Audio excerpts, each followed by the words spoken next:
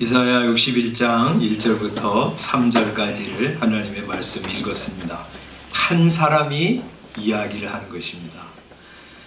주 여호와의 영을 여호와께서 내게 기름 붓듯 부어주셨습니다. 왜냐하면 가난한 자에게 아름다운 소식을 전하게 하려고 말입니다. 이렇게 말했습니다.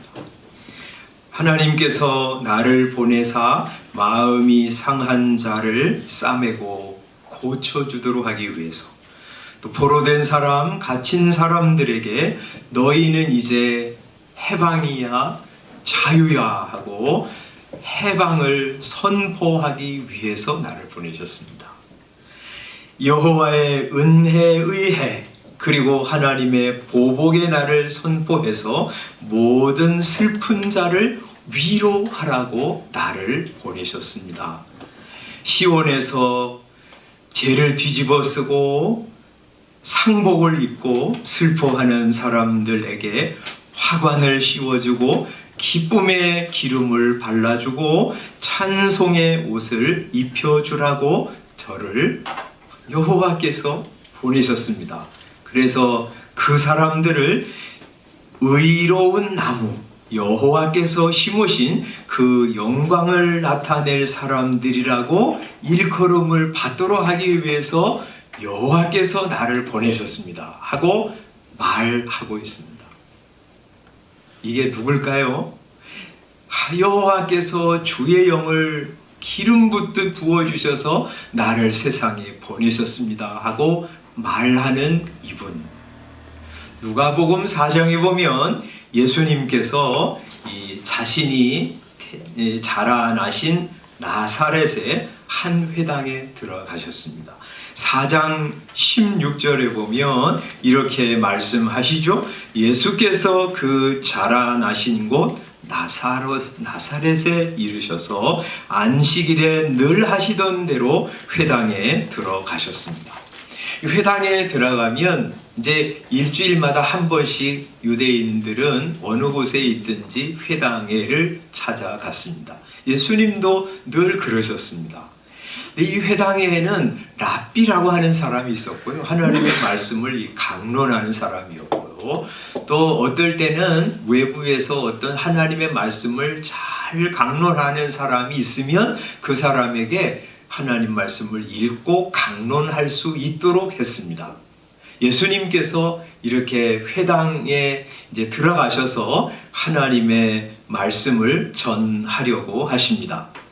그럴 때 아마 회당장이 그랬는지 사환이 그랬는지 이 성경을 가져옵니다. 우리처럼 이렇게 성경이 창세기부터 말라기, 우리 시대에는 이제 계시록까지 써 있지만 이 당시에는 이제 구약 성경만 있었죠. 통으로 된 것이 아니죠. 그 당시엔 종이가 없었기 때문에 양피지 같은 것에 이제 글을 써가지고 있었기 때문에 성경이 얼마나 두껍겠어요. 책이 여러 권입니다. 그래서 그날에는 이사야서를 가지고 왔어요. 예수님께서 이사야서를 펴셨는데 펴신 곳이 오늘 우리가 읽은 이사야 61장 1절부터 2절이었어요. 그래서 예수님께서 그것을 찾으셔가지고 읽으십니다. 18절이죠. 누가복음 4장 18절. 주의 성령이 내게 임하셨으니 이는 가난한 자에게 복음을 전하게 하시려고 내게 기름을 부으시고 나를 보내사 포로된 자에게 자유를, 눈먼 자에게 다시 보게 함을 전파하며 눌린 자를 자유롭게 하고 주의 은혜의 해를 전파하게 하려 하심이라. 이걸 이제 읽으셨어요, 예수님께서. 그리고 그 성경을 사환에게 주셨어요. 그리고 예수님이 이제 말씀을 전하려고 자리에 앉으셨어요. 거기 회당에 들어온 모든 사람들이 이 사람이 무슨 이야기를 하나 하고 그 입을 주목하는데 예수님께서 이렇게 말씀하셨어요. 21절이죠? 21절 우리 한번 읽어보겠습니다. 시작. 이에 예수께서 그들에게 말씀하시되 이 글이 오늘 너희 귀에 응하였느니라. 이렇게 말하고 있어요. 예수님 말씀하세요. 이 이사야 선지자가 예언한 이 글이 오늘 너희 귀에 응하였다. 이 말씀이 지금 성취되었다는 말이죠. 내가 지금 여기 와 있는 것 자체가 이 성경의 성취라고 하는 것입니다. 나사렛 사람들은 이 말을 듣고 너무 큰 충격을 받았어요. 아니, 이 사람, 우리가 잘 알고 있는 요셉의 아들, 이 예수라고 하는 이 청년, 우리가 잘 알고 있는데, 뭐 아버지도 알고 어머니도 알고 형제들도 다 아는데, 이 젊은 청년이 대뜸 하는 말이 이사야 61장의 이 예언이 바로 나를 가리키는 것이다. 이렇게 얘기하니까 너무 놀란 거예요. 거룩한 성경이 가리키는 분이 자기가 잘 알고 있는 이 청년이라고 하니 납득할 수가 없었던 것이에요. 그런데 게다가 이 청년이 전하는 말씀이 너무나 설득력 있고 은혜로워서 반박할 수도 없어서 더욱 화가 났습니다. 그래서 이 예수를 잡아가지고 죽이려고 28절에 보면 이들 예수님을 끌고 산 낭떠러지기로 갑니다. 회당에 있는 자들이 이것을 듣고 다 크게 화가 나서 일어나 동네 밖으로 쫓아내어 그 동네가 건설된 산 낭떠러지기까지 끌고 가서 밀쳐 떨어뜨리고자 하였다. 이렇게 말씀하세요. 이 사람들이 예수를 죽이려고 했어요. 말도 안 되는 이야기를 하는 이 청년을 죽이려고 한 것이죠. 이렇게 나사렛 사람들은 부정했지만 예수님은 분명히 이 성경이 자신에 대해서 예언한 것이라고 말씀하셨습니다. 이 성경처럼 여호와께서 나에게 여호와의 영, 성령을 충만히 부으셔서 나를 보내셨다. 가난한 자에게 복음을 증거하게 하시려고. 너희는 이 성경이 이루어지는 복된 시대에 살고 있다. 나를 통해서 이 말씀이 하나하나 이루어지는 것을 보게 될 것이라는 말씀이었습니다. 예수님은 자기가 이 세상에 오므로 이제 공생애를 시작함으로 은혜의 해가 되었다는 것을 이야기하십니다. 은혜로운 해.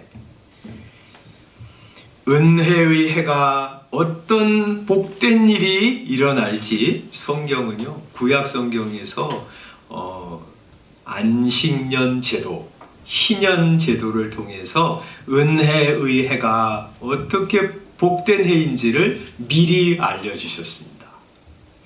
여러분, 이제 이 유대인들에게는 안식년 제도를 주셨는데 이제 6년이 지나고 7년이 되는 해에 안식년을 갖게 하셨어요. 그때는요, 땅도 다 쉬었어요. 농사도 짓지 않았어요. 게다가 어떤 사람이 우리 집에 이제 돈이 없어가지고 팔려서 종으로 왔잖아요. 그러면 6년 동안 일하면 이제 7년이 되는 해에 그 종을 그냥 돈 받지 않고 해방시켜줍니다. 그리고 집으로 돌려보낼 때 그냥 돌려보내는 것이 아니라 먹을 것, 입을 것, 쓸 것, 좋은 것을 풍족하게 주어서 그를 돌려보냅니다. 그래서 어느 집에 종으로 팔려간 사람은 늘 안식년을 기다렸어요. 그리고 이제 7년이 7번 지나는 해, 7, 7, 49, 그 다음에 50년째 되는 해를 희년이라고 불렀습니다. 이 희년에는 안식년처럼 우리 종이었던 사람, 노예인 사람, 그 사람을 값도 받지 않고 다 해방시켜 줍니다. 그리고 어떤 사람에게 내가 돈을 빌려주었어요. 1,000만 원을 빌려주었습니다. 희년이 되면 그 1,000,000원 갚지 않고 갚지 않아도 된다고 탕감을 다 해주었어. 어떤 사람이 돈이 없어서 자기 집을 팔고 밭을 팔았어. 그래서 내가 밭을 많이 샀습니다. 희년이 되면 그 사람에게 그냥 돈도 받지 않고 다 돌려주었어. 그래서 종이 된 사람, 빚진 사람, 땅을 잃어버린 사람은 희년을 기다렸어. 그 해가 되면 자유를 얻으니까. 그 해가 되면 빚을 탕감받을 수 있으니까. 그 해가 되면 잃어버린 땅을 다시 다 찾을 수 있으니까. 예전에 내가 하나님으로부터 받았던 거 다시 다 되찾고 사랑하는 가족들과 함께 만나고 새롭게 시작하는 해였어요. 이런 안식년과 희년을 통해서 뭘 가르쳐 주시는 것이냐 하면 인생에서 실패한 사람도 다시 시작할 수 있게 하신 것입니다. 오랫동안 인생을 잘못 산 사람도 모든 것을 다 잃어버린 사람도 이제 다시 일어나서 새 삶을 살기를 원하신 것입니다. 허랑방탕하게 산 사람도 이제 하나님께 인생을 맡기고 의미 있는 삶을 새롭게 시작하도록 하신 것이었어요. 앞선 사람은 영원히 앞서고 뒤처진 사람은 영원히 뒤처진 채 인생을 마감하지 않도록 하나님은 새로운 기회를 허락하시는 것입니다. 그래서 예수님은 그런 말씀도 하셨잖아요. 먼저 된 자로서 나중되고 나중된 자로서 먼저 되느니라, 이렇게 말씀하셨어. 그것을 누구를 통해서 이루시냐 하면 하나님이 성령을 부어서 보내주시는 메시아를 통해서 이루실 것이다 하는 거 가르쳐 주신 거예요. 여러분, 진정한 회복은 메시아를 통해서 이루어집니다. 그래서 어떤 사람도 가난한 사람, 빚진 사람, 모든 것을 잃어버린 사람, 인생 전체를 잘못 산 사람도 예수님께 와서 그 인생을 맡기기만 하면 새로운 인생을 살아갈 수 있어. 아무리 흉악한 죄인도 의인으로 삼아주시고 하나님의 진노의 대상인 사람도 하나님의 사랑스러운 자녀로 바꾸어 주시는 것, 예수 그리스도를 통해서 가능합니다. 목적도 없이 방황하던 사람도 하나님께 나오면, 예수 그리스도를 자기의 주인으로 모시면 이제 목적 있는 삶, 의미 있는 삶을 살아가게 됩니다.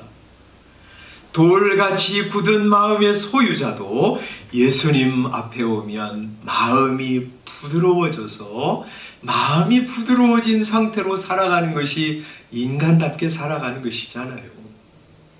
그런 인생을 살아가게 하십니다. 예수님이 오셨어요. 예수님이 오신 때로부터 지금까지 은혜의 해가 계속되고 있는 것입니다. 우리는 예수님이 오신 복된 시대에 살고 있습니다.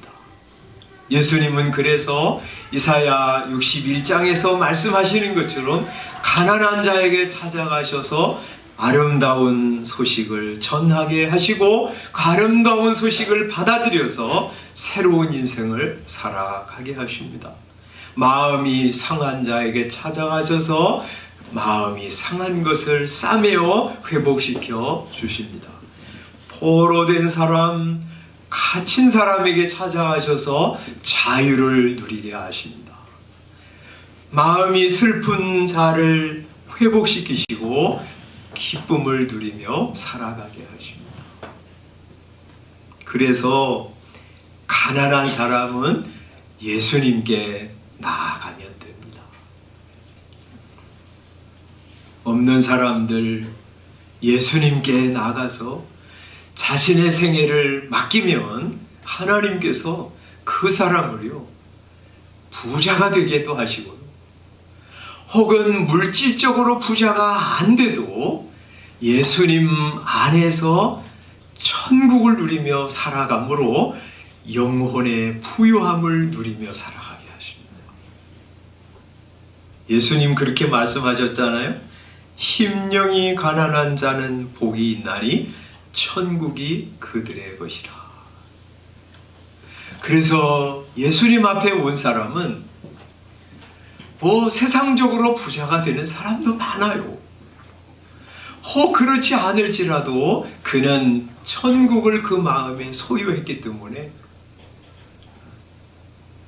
마음의 부여를 누리며 살아갑니다. 그래서 높은 산이 거친 들이 초막이나 궁궐이나 내 주 예수 모신 곳이 그 어디나 하늘나라라고 우리 찬송하는 것입니다. 마음이 상한 자 예수님께 가면 됩니다. 예수님은 상한 마음을 싸매시고 아물게 하시고 회복시켜 주시는 분입니다. 여러분, 교회 안에도 그런 사람 꽤 많습니다. 나 상처받았어. 그래서요, 상처받은 거 가지고 계속 그거 생각하고 묵상하고요. 나 상처받았어. 그러면서 성도들한테 비난의 화살을 쏘고요. 교회에 안 나오고요. 그런 사람이 있어요. 여러분, 우리 세상에 살아가면서 상처받아요. 특히 사랑하면 상처받습니다. 무관심하면 상처 안 받지만 사랑하면 상처받게 돼 있어. 그 상처 받았다고 그거 가지고 계속 나팔만 불면요, 상처 싸매어지지 않아요. 예수님께 가지고 나가는 거예요. 그럼 예수님은요, 우리 상처를 다 공감해 주세요. 히브리서 4장 15절에 그렇게 말씀하시잖아요. 우리에게 있는 대제사장은 우리의 연약함을 동정하지 못하실 분이 아니고 모든 일에 우리와 똑같이 시험을 받으신 이로되 죄는 없으시니라. 여러분, 우리가 세상에서 살면서 받은 상처, 그거 예수님 다 받으셨어요. 우리가 받은 상처 그거 게임도 안 돼요. 그래서요, 우리 이런 어려움이 있어요. 이런 상처 받았어요. 부모님한테 이렇게 상처 받았어요. 목사한테 이런 상처 받았어요. 그거 예수님께 가지고 나가면 내가 다 알아 하고 공감해 주세요. 그러므로 우리가 긍휼하심을 받고 때를 따라 돕는 은혜를 얻기 위하여 은혜의 보좌 앞에 담대히 나아갈 것이라, 이렇게 말씀하세요. 예수님께 나아가면 주님이 상처를 안다고 말씀해 주시고요, 그 상처를 싸매어 주실 뿐만 아니라 회복시켜 주셔서 이제 다른 상처 입은 사람들을 공감하고 그들의 상처를 싸매어 주는 사람으로 살아가기도 하세요. 그래서 나우엔이라고 하는 사람이 상처받은 치유자라고 하는 말을 했잖아요.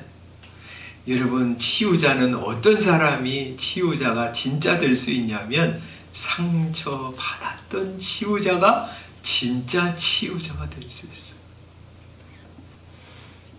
전에도 그런 말씀 제가 드렸는데, 저희 신학교 동기 중에 알코올 중독에 걸려가지고요, 그러니까 막 머리가 비상한 친구예요. 옛날에 저 TV에 나와가지고 뭐 버스 정류장 이름을 쫙 외우는 친구였어요. 뭐 그거 뭐하러 외우는지 모르겠는데 하여튼 진짜 그런 친구였는데 알코올 중독 대학 다니다가 알코올 중독에 걸려가지고 막 부모들이 정신병원에 넣고 또 6개월 있다 또 나오고 또 들어가고 그러다가 나중에는 부모들이 안 되겠으니까 어떤 뭐 목사님이 하는 그런 그 시설로 보내는데 자 괜찮은 데인 줄 알고 보내는데 가서 보니까 딱 들어가니까 쇠사슬로요 그 다른 사람하고 발을 딱 묶어 놓더래요. 화장실을 갈래도 혼자 갈 수가 없는 거예요. 완전히 절망한 거죠. 그런데 그 절망 속에서 하나님의 말씀이 들린 거예요. 심령이 가난한 자는 복이 있다니. 그 말씀을 들으면서 그는 정말 마음이 가난해져 가지고요 하나님의 은혜를 구하면서 거기서 회복되어서 나왔어요. 상처받았죠? 그런데 말이죠, 그 친구가 그런 얘기를 해요. 이제 자기가 그거 너무 감사해가지고 예수님 만난 거, 예수님 믿고 자유를 얻게 하신 거 너무 감사해가지고 자기가 경찰서에 매주 가가지고 설교를 하는데 거기 이제 목사님들이 와서 설교하는 분들이 많은데 이 자기가 말씀을 전하면 거기 이 구치소에 갇혀 있는 사람들이 너무나 공감을 많이 한다는 거예요. 왜 그래요? 다른 사람들은 그 갇혀있는 것이 뭔지를 잘 실감 못하는데 자기는 그게 갇혀있다고 하는 것이 무엇인지를 너무나 실감하는 사람이었기 때문에 말씀을 전하면 막 그 안에 있는 사람들이 막 공감하고 눈물도 흘리고 나 밖에 나가면 꼭 예수 믿겠다고 이 전화번호도 달라고 하고 그렇다고 하는 거예요. 여러분, 나 상처 입었어. 나 상처받았어. 그거 뇌색이기만 하지 말고요. 주님께 가지고 나갔어요. 예수님이야말로 상처받은 치유자이시잖아요. 예수님이 다 아세요. 그리고 받아주세요. 그리고 싸매어주세요. 회복시켜주세요. 그리고 회복시켜 주실 뿐만 아니라 나와 똑같이 상처받은 사람 품고 기도하고 회복시켜주는 상처 입은 치유자가 되게 하세요.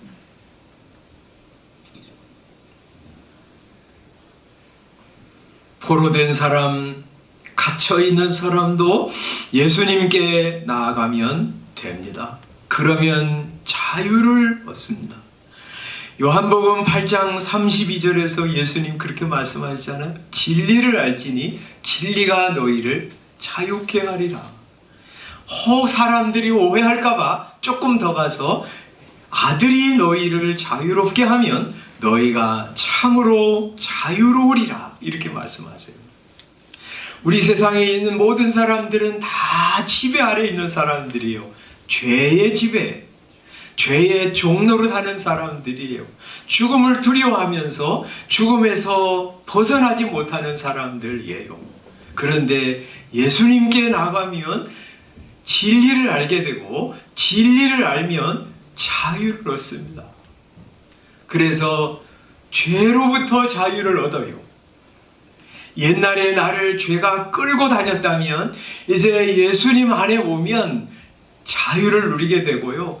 죄를 거절할 생각이 나고 거절할 수 있는 능력이 생기고 죄와 싸워 이기게 됩니다. 단순간에 그러지 못할지라도 시간이 지나면서 예수님 말씀을 듣고 그거 가지고 기도하고 예수님을 인격적으로 만나고 예수님 주시는 힘을 공급받아 살면 그는 죄를 이길 수 있는 힘을 공급받습니다. 요새 얼마나 중독이 많아요? 알코올 중독, 마약 중독, 니코틴 중독, 일 중독, 게임 중독, 인터넷 중독, 중독이 너무 많습니다. 그게 뭐예요? 그것이요, 내 인생을 지배하고 있는 거예요.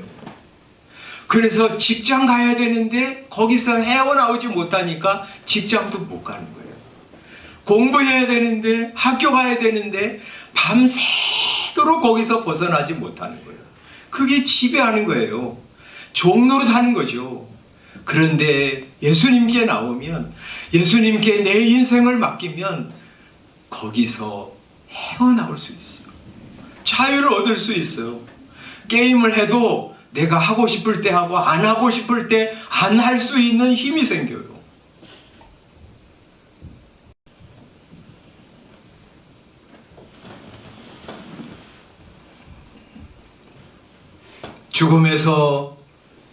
죽음을 두려워하던 사람도 죽음의 두려움에서 자유를 누릴 수 있습니다. 그래서 예수 믿는 사람은 사망아 너의 승리가 어디 있느냐, 사망아 네가 쏘는 것이 어디 있느냐 하고 말할 수 있게 됩니다. 내가 죽음을 맞닥뜨려 본 적 예전에 있었지만, 죽음이라고 하는 이 실체를 딱 맞닥뜨릴 때 우리 주님을 믿는 성도들에게는 하나님께서 그런 은혜를 주실 것이라고 믿습니다. 예수님 그렇게 말씀하셨잖아요. 나는 부활이요 생명이니 나를 믿는 자는 죽어도 살겠고 무릇 살아서 나를 믿는 자는 영원히 죽지 아니하리니 네가 이것을 믿느냐? 여러분 그거 믿습니까? 예수님을 믿으십니까? 예수님 믿으면 죽어도 살 것을 믿으십니까? 그렇게 믿음이 있는 사람은 죽음이라고 하는 괴물이 다가올 때 죽음을 향해서 사망아 너의 승리가 어디 있느냐, 사망아 내가 쏘는 것이 어디 있느냐 하고 말할 수 있게 될 것입니다. 지난 주일날 김영준 목사님 위에서 기도해달라고 부탁드렸습니다. 화요일날 하나님의 부르심을 받아서 천국에 갔습니다. 제가 수요일날 너무 사랑하는 친구이기 때문에 장례 예식에 갔습니다. 우리 형제들 그리고 사모님 이렇게 만났습니다. 형제들도 그렇겠지만 사모님이 얼마나 갑작스러운 그런 일들을 당하고 얼마나 당황했겠어. 그래서 제가 잠깐 말씀을 나누는데 막 하염없이 사모님 우시더라고요. 그런데 그게 전부는 아니었어요. 사랑하는 사람이 안녕이라고 하는 말 한마디도 없이 갑자기 세상을 떠났는데도 그분은 그 일을 의연하게 잘 감당하는 것을 보았습니다. 그것이 그리스도인의 힘이다 하는 생각을 했습니다. 여러분 우리는 예수 안에 있습니다. 영원한 생명을 얻었습니다. 우리는 이 땅에 살다가 우리의 육신이 흙으로 돌아가도 다시 살아날 것입니다. 세상의 숨이 끊어지는 순간 하나님의 보좌 앞으로 들어가게 될 것입니다. 우리는 죽음에서 자유한 사람으로 살아갈 수 있습니다. 예수님이 생명이시고 부활이시기 때문에 슬픈 사람 예수님께 가면 됩니다. 슬픔과 우울에서 벗어나 기쁜 인생을 살아갈 수 있습니다. 아까 우리 찬송 불렀죠? 슬픈 마음 있는 사람 예수 이름 믿으면 영원토록 변함없는 기쁜 마음 얻으리. 하나님을 아는 기쁨, 구원받은 성도인 즐거움, 이거 노래하면서 살아갈 수 있습니다. 예수님은 우리의 모든 결핍, 우리의 모든 문제에 대한 해답이십니다. 그래서 우리 아까 부른 찬송 저 좋아합니다. 곡조는 루소라고 하는 무신론자가 지은 것이어서 별로 마음에 안 들지만 찬송은 참 가사가 좋은 찬송입니다. 예수님은 누구신가? 우는 자의 위로와 없는 자의 풍성이며 천한 자의 높음과 갇힌 자의 노임되고 그래서 우리 기쁨 되시네. 우리의 찬송입니다. 예수님이 오셨습니다. 은혜의 해가 시작되었고 지금도 은혜의 해 속에 우리는 살아가고 있습니다. 여러분은 어떤 문제를 가지고 살고 있습니까? 그거 큰 산처럼 여러분이 해결할 수 없는 큰 문제처럼 생각하면서 사는 거 없습니까? 예수님께 가지고 나오세요. 예수님이 그 모든 갇힌 거, 슬픈 거, 또 가난, 마음이 상한 거 해결하시고 그래서 새로운 삶을 살아가도록 하시기 위해서 세상에 오신 분입니다. 예수님 안에서 여러분 영혼의 부요함을 누리는 성도들, 상한 마음 치료받고 상처받은 치유자로 사는 여러분, 죄와 죽음의 지배를 벗어나서 자유인으로 살아가는 여러분, 슬픔의 터널에서 벗어나서 영원토록 변함없는 기쁨을 누리며 살아가는 그리스도 안에 있는 여러분 다 되시기를 주님의 이름으로 축원합니다. 기도하겠습니다.